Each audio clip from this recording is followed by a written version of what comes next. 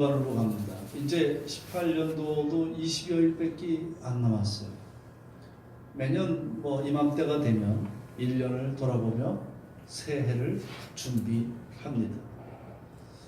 세상이 빛의 속도로 빠르게 변화하고 있다고 하지만 특히 작년과 올해 우리 남북 관계에 일어났던 일들을 보게 되면 어떻게 이렇게 급격하게 모든 것이 변할 수 있을까? 아침에 나오다가 잠깐 이렇게 들으니까 이번 주 목요일이나 금요일 김정은이가 온다고 그래요. 1박 2일, 2박 3일 둘 중에 하나로 온다고 하더라고요. 아니 어떻게 상상이나 했었습니까? 우리가 작년까지만 해도 상상도 못하는 일들이 지금 이 시대에 이 한반도 위에 일어나고 있는 거예요. 이런 변화가 어떻게 가능할까? 이 모든 일들이 과연 이 세상 정치가들에 의해서 움직이고 있는 것일까? 카이로스, 절묘한 하나님의 때와 시간이 아니고는 해석할 수가 없는 것입니다. 하나님의 간섭하심이 있는 것입니다. 사랑하는 여러분, 올 2018년을 기점으로 원하건 원치 않건 이 나라 이민족에게 우리 모두에게도 새로운 변곡점이 시작되었습니다. 모든 분야에서 새로운 사고의 전환이 일어나야 될 때입니다. 사랑하는 여러분, 지금까지 나는 무엇을 했는가? 나는 어디서 와서 어디로 갈까? 나는 뭘 하고 살아야 될까? 과연 이 시기에 누굴 만나야 이 인생의 정답을 찾을 수 있을까요? 오늘 성경은 새로운 시대와 변화를 갈망하는 분위기 속에서 한 사람을 만남으로 극적으로 인생 반전에 성공한 자를 소개합니다. 마태. 동족의 어려움은 아랑곳하지 않고 오직 자기 유익만을 채우기 위해서 이기적으로 살아오던 그에게 어느 날 인생의 전환점이 될 한 사람이 다가옵니다. 바로 예수. 마태는 예수를 만남으로 그의 삶이 완전히 뒤바뀌는 것입니다. 사랑하는 여러분, 오늘 여러분들도 마태처럼 예수님을 새롭게 만남으로 자신의 삶에 새로운 획을 긋게 되는 날이 될 것을 믿습니다. 아멘. 예수. 마태복음 9장 9절을 함께 읽겠습니다. 마태복음 9장 9절 시작. 예수께서 그곳을 떠나 지나가시다가 마태라는 사람이 세관에 앉아 있는 것을 보시고 이르시되 나를 따르라 하시니 일어나 따르니라. 9장 9절 이전까지 9장 1절에서 8절까지의 말씀을 보면 친구들이 병든 중풍병자를 데리고 예수님께 옵니다. 예수님께서 중풍병자를 고치시고 그에게 내 죄 사함을 받았다고 선포하십니다. 그때 옆에 있던 서기관들이 속으로 의아해하는 거예요. 아니 저자가 누구길래 죄를 사하여 준단 말인가? 그것을 아시고 예수님께서 말씀하십니다. 인자에게는 죄를 사하는 권세가 있다고 말씀하시고 그곳을 떠나고 오늘 이 9장 9절부터의 장면이 나오는 것입니다. 다메섹과 갈릴리 세관 도시 가버나움 변두리에 있는 세관을 지나시다가 거기에 앉아있는 세리인 마태를 보신 것입니다. 당시 세리들은 유대 사회 내에서 가장 악질적으로 동족을 착취하던 인물들이었습니다. 그 당시에 이스라엘이 어떤 상황이었습니까? 로마의 총독 헤롯에 의해서 억눌림을 당하면서 식민지 생활할 때 당시 유대인들은 새로운 메시아를 기대하고 있었어요. 우리를 해방시켜 줄 자가 누구냐? 메시아가 오신다는데. 우리를 로마로부터 해방시켜 줄 메시아. 율법에 의해서 숨 쉴 수도 없는 지경인 그들에게 혜성같이 나타난 그 예수님은 새로운 세상을 꿈꿀 수 있는 메시아였던 것입니다. 예수님이 지나가시다가 하필이면 마태를 보고 단 한마디로 말씀하시는 것입니다. 나를 따르라. 그 말에 마태는 벌떡 일어난 거예요. 나를 따르라, 이 원어를 보게 되면 당장 따르라는 뜻입니다. 그 한마디에 마태는 벌떡 일어나서 용서받지 못할 자 같은 세리마저도 죄를 사하시고 부르시는 예수님을 따르는 거예요. 나를 따르라. 사랑하는 여러분들, 반응하십시오. 결심하십시오. 그러나 결심만 해서는 소용이 없습니다. 결심하고 일어나서 따라야 되는 것입니다. 백날 마음속에 결심만 해서는 소용이 없는 것입니다.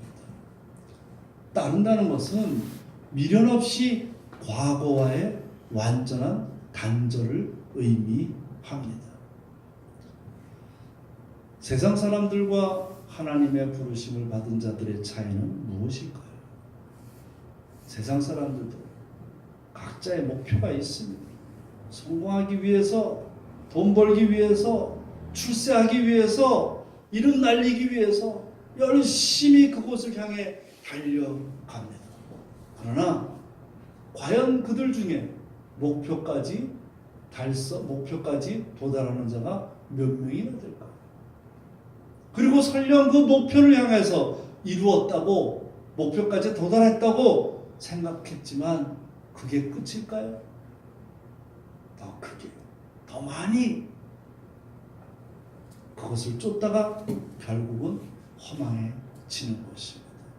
아니, 목표까지 도달하면 행복해야 되는데 아닌 거예요. 허망한 거예요. 요새 한참 많이 본다는 보헤미안 랩소디라는 영화를 봤어요.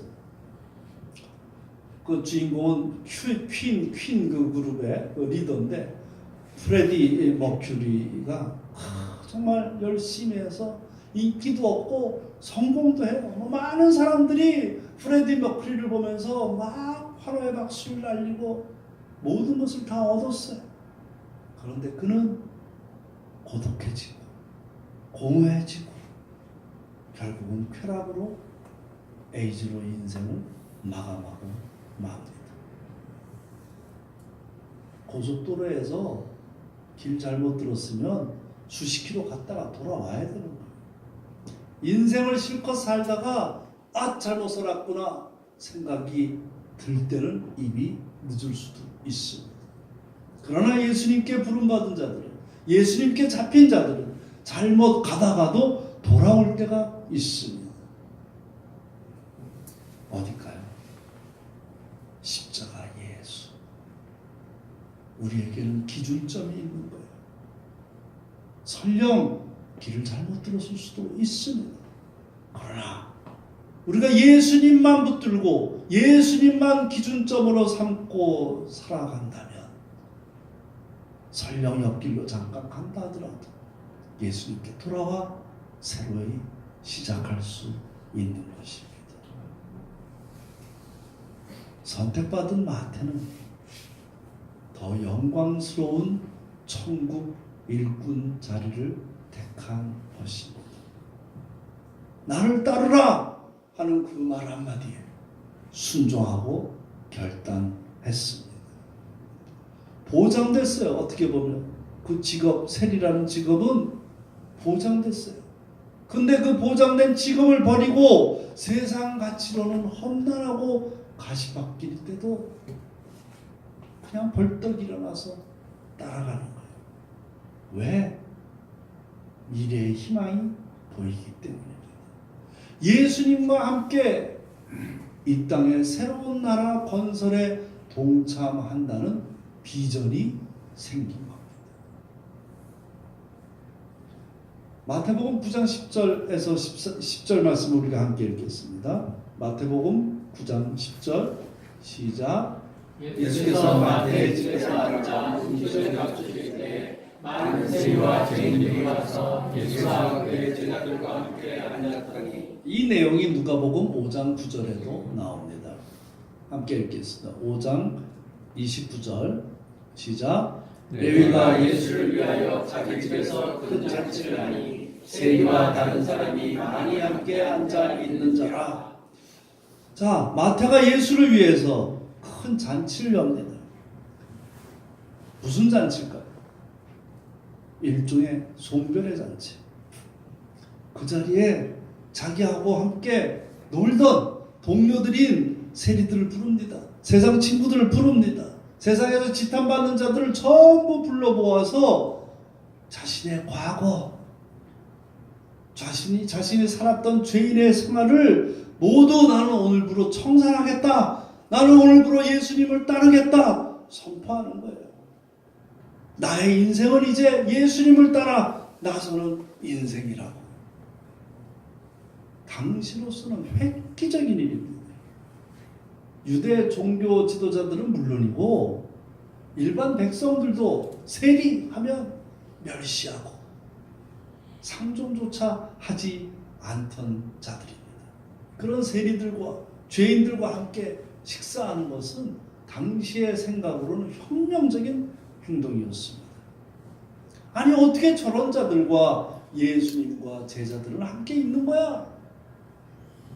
하나님께 저주받은 저들과 어떻게 율법을 더럽히는 행동이에요. 수군대는 거예요. 그들은 예수님의 행동은 그동안 전통 속에 갇혀있던 틀을 깨버리는 거예요. 그동안 율법에 억눌려서 그것이 전부라고 생각했던 그들의 사고의 패러다임을 행동으로 보인 거예요. 어쩌면 지금 우리에게 이러한 것을 요구하는 건지도 모르겠습니다. 마태복음 9장 11절에서 13절 말씀 함께 읽겠습니다. 시작. 바리새인들이 보고 그의 제자들에게 이르되 어찌하여 너희 선생은 세리와 죄인들과 함께 잡수시느냐? 예수께서 들으시고 이르시되 건강한 자에게는 의사가 쓸데없고 병든 자에게라야 쓸데있느니라. 너희는 가서 내가 긍휼을 원하고 제사를 원하지 아니하노라 하신 뜻이 무엇인지 배우라. 나는 의인을 부르러 온 것이 아니요 죄인을 부르러 왔노라 하시니라. 아멘. 의사는 누구에게 필요합니까? 환자예요. 아픈 자들이 있는 곳에 의사는 있어야 됩니다. 의원들이 있어야 할 자리는 바로 그런 자들의 자리입니다. 그런데 이 시대 유대인들의 종교는 세 가지를 이렇게 상징적으로 하고 있어요. 금식하고 기도하고 구제하고 일주일에 2차례 정도 금식날을 정합니다.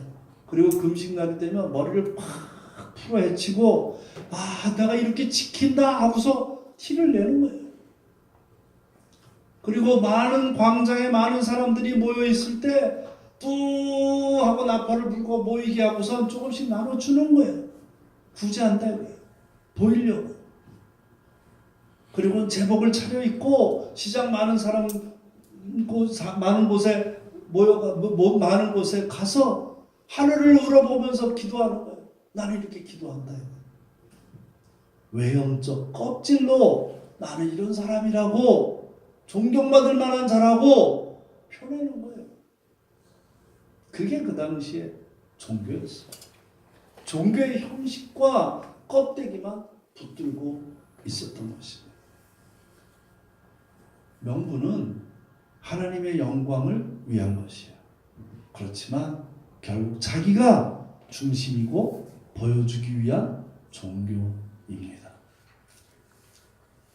이런 형식에 사로잡혀 있는 그들과 힘들고 아프고 고통과 절망 속에 빠져 있는 자들과 함께 계신 예수님은 너무나 대조가 된 것입니다. 환자에게 필요한 사람은 의원입니다. 복음이 이 땅에 들어온 지 130년이 넘어갔습니다.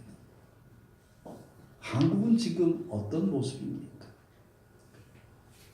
순수했던 그 초기에 그 기독교 뜨거운 신앙은 어디로 갔습니까? 오늘날 많은 기독교인들을 왜 세상에서 욕을 먹습니까? 한마디로 있어야 할 자리에 있지 않고 제 역할을 못하기 때문입니다. 마태복음 5장 13절을 보면 너희는 세상의 소금이니 소금이 만일 그 맛을 잃어버리면 무엇으로 짜게 하리요? 후에는 아무 쓸데없어 다만 밖에 버려져 사람에게 밟힐 뿐이니라. 소금이 짜지 않으면 그게 무슨 소금입니까? 뭐라고 하십니까? 세상에 버려져 밟혀진다는 거예요. 3%의 소금이 바다의 생명력을 유지합니다. 사람들은 우리 몸속에 있는 염분은 0.9%예요. 그 0.9%의 염분이 우리의 생명을 유지합니다. 그래서 위급한 사람들이 병원에 가면 제일 먼저 맞는 게 뭐예요? 링거액이에요. 링거액은 소금물이에요. 아주 작은 양이지만 소금의 성분이 바다를 지키고 인간의 생명을 지켜줍니다. 근데 이 사회는 아주 작은 양이 아닌 20%가 넘는 사람들이 자칭 그리스도라고 합니다. 이 정도면 우리 사회는 생명력이 넘쳐나는 사회가 되어야 돼요. 그런데 사회도 바뀌지 않고 세상도 바뀌지 않는 것은 왜 그럴까요? 도리어 크리스찬들이 경시당하고 있는 것은 왜 그럴까요? 소금이 소금으로서의 기능을 발휘하지 못하고 있기 때문입니다. 그냥 이름만 있는 거예요. 그 소금이 가지고 있는 성분이 없어서 제 기능을 못하는 거예요. 소금의 그 맛을 회복하는 것이 이 사회를 회복시킬 수 있습니다. 사랑하는 여러분, 이제 여러분들은 각자가 있는 그 자리에서 소금의 역할을 감당하는 자들이 되기를 바랍니다. 아멘. 이제 조금 있으면 2019년도, 2018년도에 이 나라의 평창올림픽을 계기로 예상치도 않았던 일들로 시작되었듯이 2019년도는 또 다른 새로운 일들로 새 시대가 열릴 것입니다. 어떠한 시대가 열릴지는 몰라요. 분명한 것은 작년에 겪었던 전쟁의 공포보다는 훨씬 나은 시대로 갈 것은 거의 분명합니다. 어떻게 살아야 되겠습니까? 사랑하는 여러분, 새로운 시대의 불꽃이 되십시오. 하나님 백성들은 불꽃처럼 사는 것이 아니면 사는 것이 아닙니다. 이 세상 사람들과 섞여 평범하게 살다가 사라지는 안개가 되지 마십시오. 이 어두운 세상을 불꽃같이 찬란하게 살아서 그리스도를 증거하십시오. 소금 맛을 잃어버리고 향기를 상실한 이 시대의 그리스도인들을 깨워야 합니다.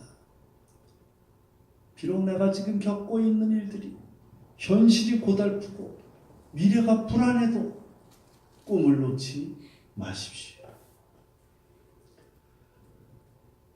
꿈의 가장 큰 실패는 우리가 작은 실패와 좌절이 아니라 포기인 것입니다.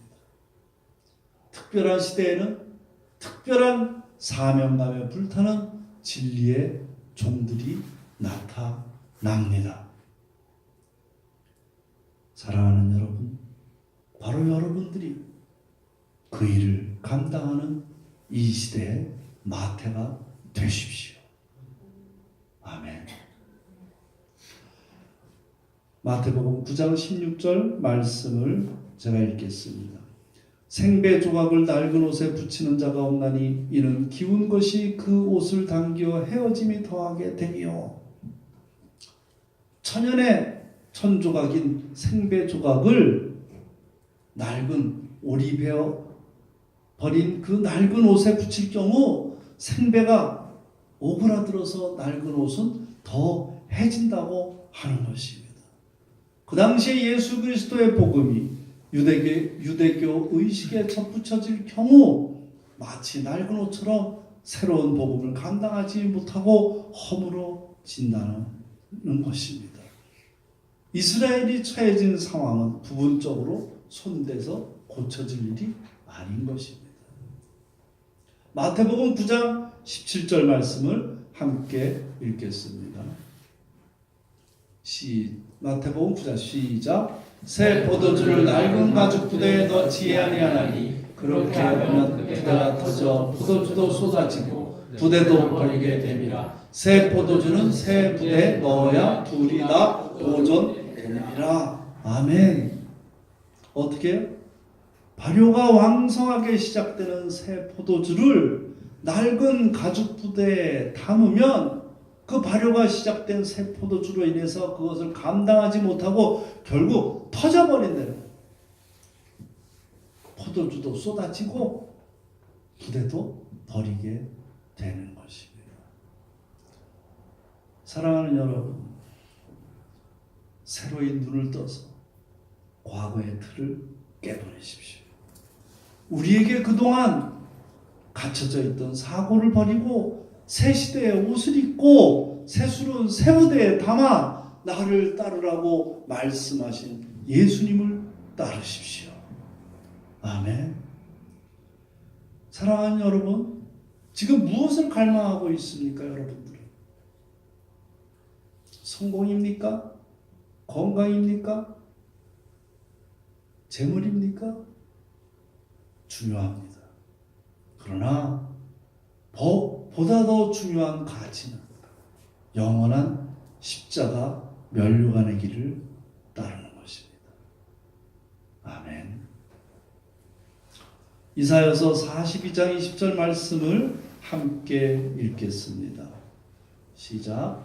내가 말씀을 볼지라도 유익하지 아니하며 귀가 열려 있을지라도 듣지 아니하는도다.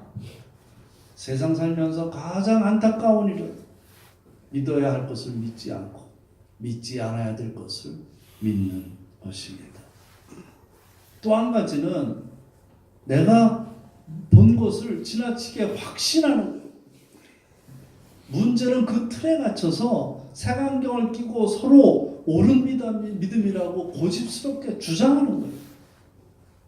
그러나 하나님의 메시지는 언제나 동일하십니다. 돌이키라는 것이, 돌아서라는 것이, 가던 길을 멈추라는 것입니다. 주의 깊게 보고 들으라는 것입니다. 사랑하는 여러분, 볼 수 있는 눈이 열리고 들을 수 있는 귀가 열리는 저와 여러분이 되기를 주님의 이름으로 축원합니다. 아멘. 사도행전 10장 38절 말씀 함께 읽을까요? 시작. 하나님이 나사렛 예수에게 성령과 능력을 기름 붓듯 하셨음에 그가 두루다니시며 선한 일을 행하시고 마귀에게 눌린 모든 사람을 고치셨으니 이는 하나님이 함께 하셨습니다. 아멘. 2018년도에는 이 나라에도 큰 변화가 있었지만 우리 믿음의 씨앗교회도 많은 변화가 있었습니다. 우리 모두는 생생하게 기억하고 있습니다. 이곳 땅에 인도하신 주님의 기적을 우리 모두는 보았습니다. 그런데 이곳 나가의 다락방에 성령의 불이 불붙지 않고 있어요. 왜 그럴까요? 나의 오순절이 있어야 하는데 나의 오순절이 일어나지 않는 거예요. 그러나 여러분, 성령이 오시는 사건은 내 결정이 아닙니다. 모든 때와 방법은 예수님이 결정하십니다. 12제자들에게 예수님께서 무엇라고 하십니까? 함께 모여 기도하라고 명령하시는 것입니다. 성령 세례는 개인적이면서 동시에 공동체적 사건입니다. 120명이 함께 모여 전심으로 기도하다가 모두가 함께 성령을 받았습니다. 그들이 성령을 받고 나니 더 이상 내가 중요하지 않아요. 내가 나를 증언하는 삶을 살지 않고 예수님을 증언하는 삶을 삽니다. 성령이 오시면 내가 중요하지 않아요. 세상에서 억울한 일 당해도 억울하지 않아요. 세상 사람들은 세상의 주목을 원하지만 성령의 능력은 오직 하나님의 주목을 원할 뿐이기 때문입니다. 저는 우리 마가의 다락방에 성령의 불이 임할 것을 믿습니다. 아멘. 함께 120여 명이 모여 기도할 때 성령의 불이 임했듯이 2019년도에는 이 믿음의 씨앗교회도 여러분들의 개개인의 생활도 새롭게 변화될 것이며 성령의 역사가 일어날 것을 믿습니다. 아멘. 아멘. 그러나 여러분, 언제나 하나님이 먼저입니다. 함께 모여 기도할 때 나의 오순절이, 공동체의 오순절이 그 성령의 역사가 일어나는 것입니다. 예수님은 우리를 위해서 전부를 주러 오셨습니다. 찬바람이 부니까 멀리 시베리아 이런 데서들 겨울을 이곳에서 지내기 위해서 겨울 철새들이 날아듭니다. 그 노을 위를 V자를 그리며 지나가는 기러기 떼를 종종 봅니다. 왜 V자 대형으로 날아가는 것일까요? 기러기들이 V자 편대 비행은 항공역학적으로 상승 기류를 만듭니다. 그렇기 때문에 홀로 날아가는 새들에 비해서 그것을 함께 따라가면 에너지를 덜 소비합니다. 앞에 가는 기러기의 날개짓이 양력을 발생해서 뒤에 따르는 그 기러기 때 무리들은 힘을 한 30% 정도 줄입니다. 맨 앞에 있는 리더가 그들만의 언어로 헝크 하면서 의사소통을 하면서 무리를 이끌다가 앞장선 기러기가 힘이 들면 지치면 뒤로 빠집니다. 그럼 뒤에 있던 기러기가 다시 앞으로 갑니다. 그래서 그 앞에 있는 기러기가 다시 날개짓에 그 뒤에 처져 있던 기러기들이 힘을 비축해서 그래서 그 먼 여행을 날아갈 수 있는 것입니다. 기러기 떼들의 편대 비행은 혼자가 아닌 함께 할 때 더욱더 힘을 발휘합니다. 사랑하는 여러분, 새술은 새 부대에 담아 함께 2019년을 서로 격려하고 사랑하며 날아오르는 믿음의 씨앗 공동체가 될 것을 믿습니다. 여러분들의 개개인의 생활 속에서도 여러분들의 개개인의 사업장 위에서도 주님이 함께 하심을 믿습니다. 아멘. 아멘. 기도하겠습니다. 우리가 오늘 이 말씀을 가지고